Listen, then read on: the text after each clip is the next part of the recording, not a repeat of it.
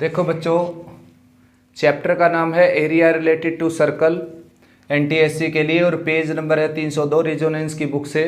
और first question है कि किसी सर्कल के सरकमफ्रेंस और रेडियस का डिफरेंस है 37 सेंटीमीटर और फाइंड आउट करना हमने एरिया ऑफ सर्कल। तो उसके लिए क्या करेंगे, देखो सरकमफ्रेंस, रेडियस में आर लेट कर लेता हूँ सर्कल का, तो सरकमफ्रेंस हो जाएगा 2 पाई आर और रेडियस आर है ये राइट में 37 सेंटीमीटर। तो कुल मिलाकर अगर आर की वैल्यू आ जाएगी मेरे पास तो एरिया ऑफ सर्कल आ जाएगा। तो मैंने क्या किया, आर इसमें से कॉमन ले लिया, यहाँ पर बच जाएगा 2 पाई माइनस 1 और राइट में 37। तो आर की वैल्यू आ जाएगी 37 डिवाइडेड बाई 2 पाई माइनस 1। पाई की न्यूमेरिकल वैल्यू 22/7 रखेंगे अगर, और इसको कैलकुलेट कर लेते हैं। ये आ गया 37 डिवाइडेड बाई 1 और ये इंटरचेंज होकर 7 अपर पार्ट में चले आ जाएगा और ये आ जाएगा 44 और माइनस 7, 44 माइनस 7, ठीक है ना। तो सब्ट्रैक्ट करेंगे तो 37 आ जाएगा। ये 37 से 37 कैंसिल हो गया, आर की वैल्यू क्या आ जाएगी 7। अब एरिया ऑफ सर्कल निकालेंगे तो आंसर आ जाएगा पाई आर स्क्वेयर, यानी कि 22/7 इंटू 7 इंटू 7, ये कैंसिल हो गया और 154 सेंटीमीटर स्क्वेयर, ये एरिया ऑफ सर्कल आ गया। सेकंड क्वेश्चन है, a wheel makes 1000 revolution in covering A distance of 88 kilometre, यानी कि 88 किलोमीटर की डिस्टेंस ट्रैवल करने के लिए 1000 रिवोल्यूशन लगा देता है कोई पहिया। तो आपने रेडियस निकालनी उस व्हील की। तो कोई भी व्हील जो है वो एक रिवोल्यूशन लगाने के लिए उतना चलता है जितना उसका सरकमफ्रेंस होता है, जितना उसका सरकमफ्रेंस होता है उतनी दूर चलता है वो। जैसे कि ये व्हील है, अगर ये यहाँ से चलना स्टार्ट करेगा, इस तरह चलता जाएगा तो वापस ये यहाँ पर रुकेगा, यानी कि यहाँ तक ये देखो, ये पोर्शन जो मैंने साइन कर दिया ये ऊपर जाएगा जब लुढ़केगा ये, और धीरे धीरे ये वापस यहाँ पर आ जाएगा। तो इतनी डिस्टेंस ट्रैवल की इसने, तो ये डिस्टेंस होती है इसके सरकमफ्रेंस के इक्वल। तो जितना सरकमफ्रेंस होता है पहिए का उतना वो एक रिवोल्यूशन में डिस्टेंस कवर करता है। तो यहाँ पर क्या है कि डिस्टेंस कवर उसने दे रखी है, रिवोल्यूशन दे रखे हैं, तो आपने निकालना उसका रेडियस।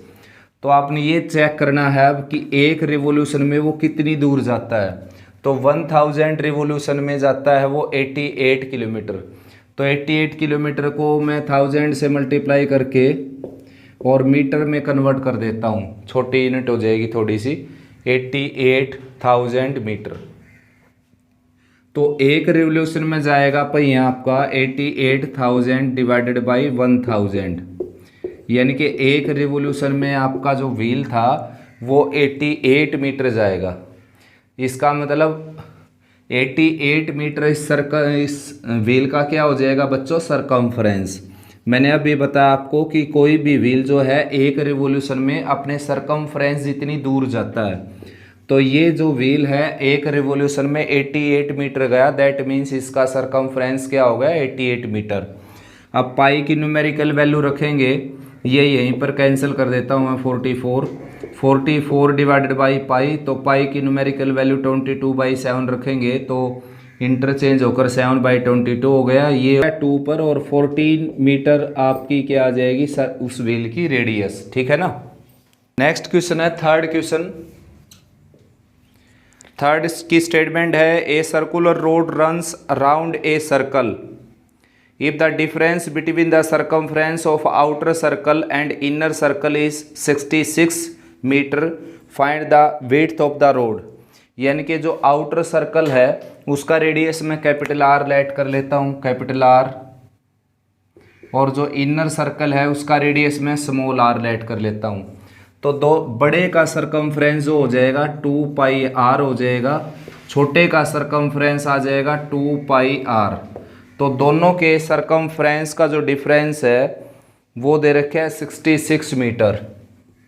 तो 66 मीटर देकर ये जो ग्रीन वाली पट्टी है यानी कि जो रोड है इसकी विड्थ निकालनी है आपने। इसकी विड्थ सिंपल सी दिखाई देने लग रही है, देखो ये तो कैपिटल आर है यहाँ तक और ये स्मॉल आर है यहाँ तक। तो कैपिटल आर में से स्मॉल आर माइनस कर देंगे तो इसकी विड्थ आ जाएगी ये। तो सिंपल सी बात है, दोनों के सरकमफ्रेंस का डिफरेंस ये है। तो 2 पाई इसमें से कॉमन निकाल लिया मैंने, capital R minus small R equal to 66, cancel हो गया 3 पर ये, और पाई की न्यूमेरिकल वैल्यू रख देंगे राइट में 22/7, तो चेंज होकर ये आ जाएगी 7/22। तो ये कैंसिल हो गए भाई यहाँ पर 3 पर, और ये हो गया 2 पर, तो 21/2 मीटर यानी कि 10.5 मीटर जो है इस रोड की विड्थ आ जाएगी। तो बच्चों फोर्थ क्वेश्चन है, if the diameter of the circle increased by 100% then increase its area is, यानी कि डायमीटर अगर 100% इंक्रीज होता है तो इसके एरिया में कितना इंक्रीज होगा। किसी सर्कल के, जैसे मान लो ये सर्कल है, ये सर्कल है जैसे कि, अब इसके डायमीटर में मैं 100% इंक्रीज कर देता हूँ इसके डायमीटर को। मान लो ये सर्कल है, देखिए ये सर्कल था जैसे, ठीक है ना, ये सर्कल था, तो इसके डायमीटर में 100% इंक्रीज कर देता हूँ इसके डायमीटर को, तो उसका एरिया कितना इंक्रीज होगा। तो देखो मान लो डायमीटर ये है, ठीक है ना, तो डायमीटर ये है, तो इतना और इंक्रीज कर दिया मैंने, यानी कि 100%। 100% का मीनिंग है कि जितना, मान लो डायमीटर 7 सेंटीमीटर था तो 14 सेंटीमीटर बना दिया। तो ये अब सर्कल जो बनेगा उसके एरिया में कितना इंक्रीज हुआ, कितने परसेंटेज का इंक्रीज हुआ, ये बताना है। तो बिल्कुल सिंपल बात है, देखो अगर जितना भी आप डायमीटर को इंक्रीज करोगे उतना ही हमेशा रेडियस इंक्रीज होता है। अगर रेडियस पूछ लेता है ये मेरे से कि भाई उसका डायमीटर 100% इंक्रीज कर दिया तो रेडियस कितना इंक्रीज हो जाएगा, तो रेडियस भी कितना इंक्रीज हो जाएगा 100%। मान लो पहले रेडियस आर था तो फिर क्या हो जाएगा 2r, ठीक है ना, पहले रेडियस आर था तो फिर रेडियस क्या हो जाएगा 2r। मान लो पहले रेडियस 1 था तो अब रेडियस क्या हो जाएगा 2। अब पहले एरिया क्या था पाई आर स्क्वायर, अब एरिया क्या आ जाएगा पाई आर स्क्वायर, ये एरिया आ जाएगा।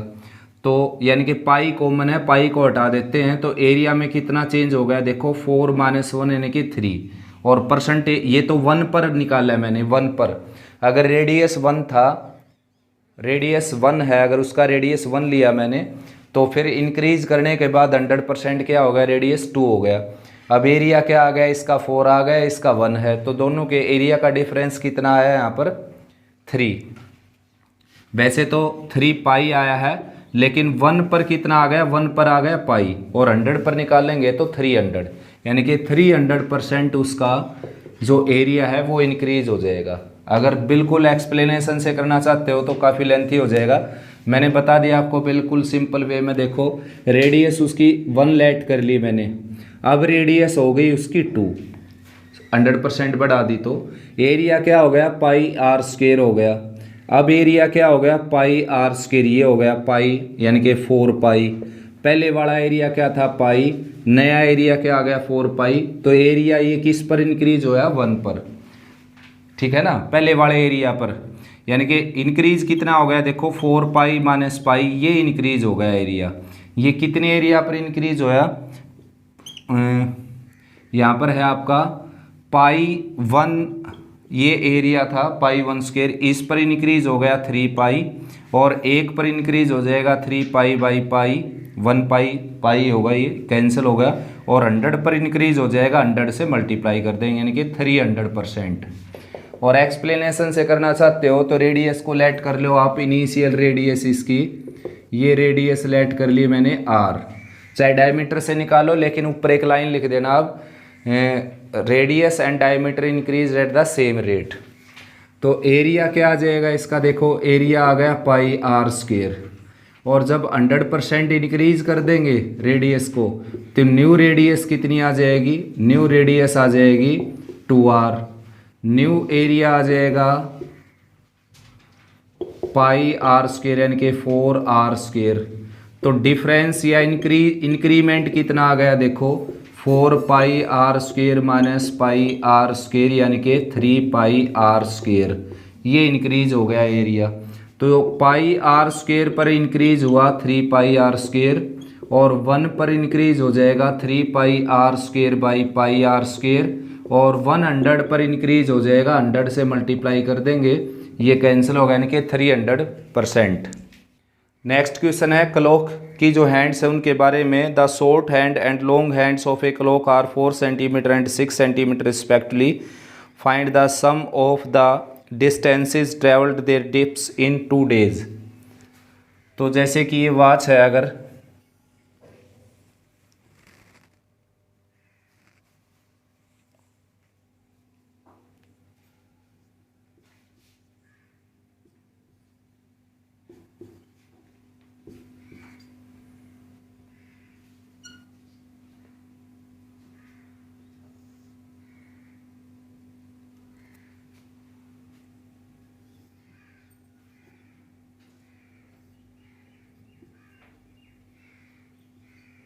तो ये होती है आवर एंड, इसको शॉर्टेस्ट हैंड भी बोलते हैं, शॉर्टेस्ट हैंड।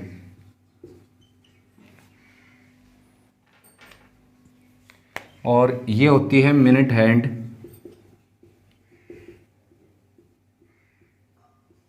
और इसको लार्जर हैंड भी बोलते हैं।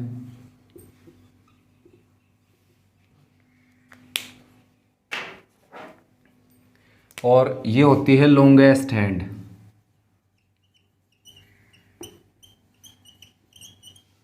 या इसको सेकंड हैंड भी बोलते हैं, सेकंड वाली सुई। ये सेकंड वाली सुई है, ये मिनट वाली, और ये आवर वाली। तो ये तीनों जो सुइयां हैं वो एक चक्कर जो लगाएंगी 12 से चलकर वापस 12 पर आएंगी, तो एक चक्कर में 360 डिग्री का एंगल बनाती हैं। ये सारी की सारी सुइयां पूरा रिवॉल्यूशन लगाएंगी, 360 डिग्री का एंगल बनाएंगी। तीनों जो सुइयां हैं वो पूरा एक रिवॉल्यूशन लगाएंगी तो 360 डिग्री का एंगल बनाएंगी, लेकिन टाइम जो है वो अलग अलग लेंगी रिवॉल्यूशन लगाने में। जैसे आवर एंड की बात करूं मैं, आवर एंड की बात करूं तो पूरा रिवॉल्यूशन 12 घंटे में लगाती है our and. In 12 hours it makes 360 degree angle. जो आवर एंड है वो 12 घंटे में एक रिवॉल्यूशन लगाएगी, और कोई भी सुई 12 घंटे में एक रिवॉल्यूशन कोई भी सुई एक रिवॉल्यूशन लगाएगी 360 डिग्री का एंगल बनाएगी। देखो 12 से चलकर वापस 12 पर आएगी तो पूरा सर्कल बना देगी, तो 360 डिग्री का एंगल अपने आप बना दिया इसने। मान लो ये सुई यहाँ से यहाँ तक गई, मान लो यहाँ से यहाँ तक गई है, तो ये इसने एंगल बनाया, सेंट्रल एंगल बोलते हैं जिसको सेक्टर में, ठीक है ना। ये सेक्टर बन गया, ये सेंटर एंगल बन गया। तो यहाँ पर मान लो 30 डिग्री का हो गया, ये कुछ ऐसा। अगर ये पूरा रिवॉल्यूशन लगाएगी तो 360 डिग्री का ही एंगल बनाएगी। तो प्रत्येक जो सुई है वो पूरे रिवॉल्यूशन में 360 डिग्री का एंगल बनाती है। तो 12 घंटे में आवर एंड 360 डिग्री का एंगल बनाती है, और 1 घंटे में जो है 1 घंटे में बनाती है 360 को 12 से डिवाइड करेंगे 30 डिग्री का। 1 घंटे में 30 डिग्री का एंगल बनाती है आवर एंड, ठीक है ना। उसके बाद मिनट हैंड की बात करते हैं। मिनट हैंड, तो मिनट हैंड जो है वो भी एक रिवॉल्यूशन में 360 डिग्री का एंगल बनाएगी, लेकिन मिनट हैंड आप जानते हो 12 से वापस 12 पर आएगी तो 60 मिनट का ही टाइम लगेगा। 60 मिनट में वो पूरा एक रिवॉल्यूशन लगा देती है। तो इन 60 minute it makes 360 degree angle, यानी कि 60 मिनट में 360 डिग्री का एंगल बनाएगी, और 1 मिनट में बनाएगी 360 को 60 से डिवाइड कर देंगे 6 डिग्री का। मिनट हैंड जो है 1 मिनट में 6 डिग्री का एंगल बनाती है। अब जितनी भी मिनट चले उससे गुणा कर देंगे। इसी तरह जो आवर हैंड है उसकी बात करें अगर हम सेकंड हैंड की, आवर हैंड तो हो चुका, सेकंड हैंड जिसके ऊपर क्वेश्चन बहुत ही कम होते हैं।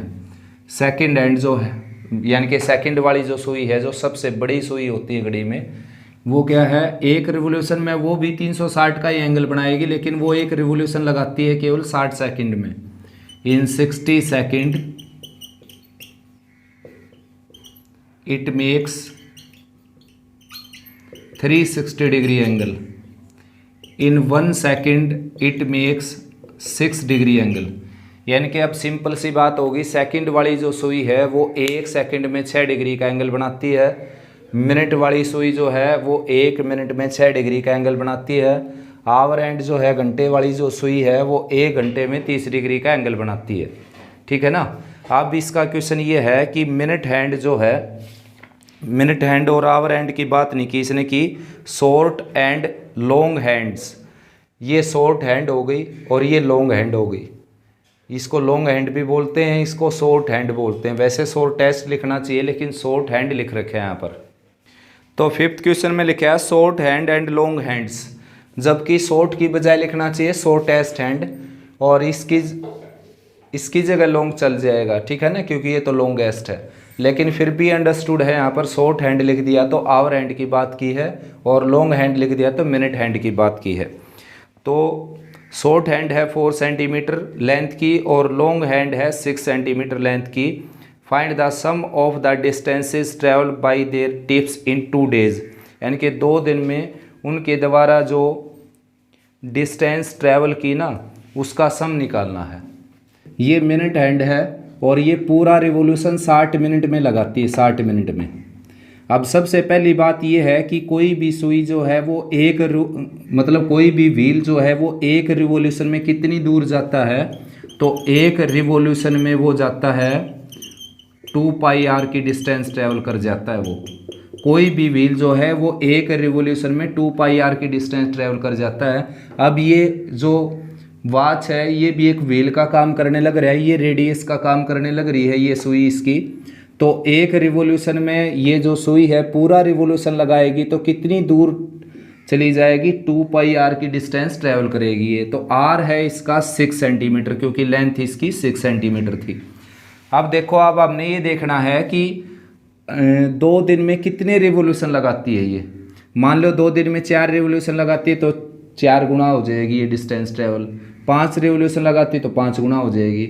लेकिन 2 दिन में जो है 48 घंटे होते हैं और 60 मिनट में एक चक्कर लगाती है, यानी कि 1 घंटे में एक चक्कर लगाती है। तो 48 घंटे में इतने चक्कर लगाएगी, 48 से और मल्टीप्लाई कर देंगे, ठीक है ना, इतने सेंटीमीटर। तो 48 रिवॉल्यूशन में या कह लो 48 घंटे में वो जो सुई है वो इतनी डिस्टेंस ट्रेवल करेगी। कौन सी सुई? Minute hand. अब आवर हैंड की बात करते हैं। ये आवर हैंड है, देखो ये आवर हैंड जो है ये 12 घंटे में एक चक्कर लगाती है। 12 घंटे में 12 आवर्स में ये एक रिवॉल्यूशन कंप्लीट करती है। 12 घंटे लग जाते हैं। 12 से वापस 12 पर सुई आते समय घंटे वाली सुई जो होती है आवर हैंड जो होती है, शॉर्टेस्ट हैंड जो होती है, आपकी बुक में शॉर्ट हैंड लिख रखा है। तो 1 घंटे में वो लगाएगी 1/12 रिवॉल्यूशन। और 2 दिन में जैसा कि पूछा गया 2 दिन में 48 घंटे होते हैं, तो 48 घंटे में वो लगाएगी 4 चक्कर। तो 48 घंटे में आवर एंड जो है वो 4 चक्कर लगाएगी। और एक रिवॉल्यूशन में वो जाती कितनी दूर है? 2 पाई आर। एक रिवॉल्यूशन में हर कोई व्हील जो है वो 2 पाई आर की ही डिस्टेंस ट्रेवल करता है, उसके सरकमफ्रेंस इतनी। तो एक रिवॉल्यूशन में जाता है 2 पाई आर। आर जिसमें इसकी रेडियस दे रखी है 4 सेंटीमीटर, क्योंकि लेंथ इसकी दे रखी है 4। तो एक रिवॉल्यूशन में इतनी डिस्टेंस ट्रेवल की उसने। अब निकालना 4 रिवॉल्यूशन, तो 4 रिवॉल्यूशन में 4 से मल्टीप्लाई कर देंगे, यानी कि 2 दिन में 4 रिवॉल्यूशन लगाएगी आवर एंड, क्योंकि वो 12 घंटे में एक चक्कर लगाती है। तो 48 घंटे में 4 चक्कर लगाएगी। तो 4 चक्कर में ये इतनी दूर जाएगी, ये इतनी दूर जाएगी। दोनों को ऐड कर देना आपने। तो दोनों को ऐड करोगे आंसर अप्रोक्सीमेटली आपका आ जाएगा। ये जो मैंने बुक से देख कर ही लिखा है, ये आप इन दोनों को ऐड कर देना, पाई की न्यूमेरिकल वैल्यू रख के आंसर आपका ये आ जाएगा। तो नेक्स्ट है भाई पेज नंबर 306 पर, find the area of quadrant circle of circumference 22 centimetre, यानी कि सर्कल का सरकमफ्रेंस दे रखा है 22 सेंटीमीटर। तो 2 पाई आर आ जाएगा 22 के इक्वल। पाई की न्यूमेरिकल वैल्यू 22/7 रखेंगे और आर यहाँ पर है ये 22 है, ये इससे कैंसिल हो गया। और आर की वैल्यू आ जाएगी 7/2 सेंटीमीटर मीटर जो भी दे रखा है। अब एरिया ऑफ क्वाड्रेंट निकालना आपने। क्वाड्रेंट यानी कि एक सर्कल का चौथा हिस्सा ये वाला। तो सर्कल का एरिया निकाल कर उसको 4 से डिवाइड कर देंगे।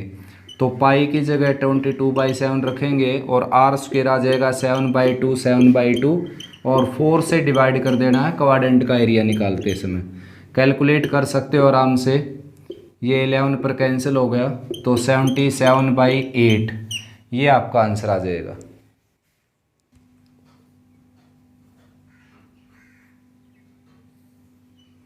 नेक्स्ट क्वेश्चन में दे रखा है perimeter of A sector of circle of radius 5.6 centimetre, यानी कि रेडियस 5.6 सेंटीमीटर और इसका पेरीमीटर जो दे रखा है वो दे रखा है 27.2 सेंटीमीटर। 27.2 सेंटीमीटर पेरीमीटर दे रखे। तो पेरीमीटर क्या होता है? पूरी बाउंड्री का सम। तो ये क्या हो गया देखो, एक तो ये आ गया जिसको हम L बोलेंगे, L लेंथ ऑफ आर को, ये है R प्लस R यानी कि 2R। तो ये इसका पेरीमीटर हो गया और पेरीमीटर दे रखा है 27.2 सेंटीमीटर। तो L प्लस R है ये, और यहाँ पर R की वैल्यू दे रखी है 5.6, तो L की वैल्यू आ जाएगी 2 × 5.6 और राइट में 27.2 है ही, तो L की वैल्यू मिल जाएगी आपको। अब एरिया जो है, एरिया ऑफ सेक्टर का मैंने फार्मूला लिखवाया था 3/360 θ/360 πr², एक फार्मूला ये था। नेक्स्ट और लिखवाया था मैंने LR/2, तो R आपके पास है 5.6, L यहाँ से आ जाएगी और मल्टीप्लाई करके 2 से डिवाइड करेंगे तो एरिया आ जाएगा।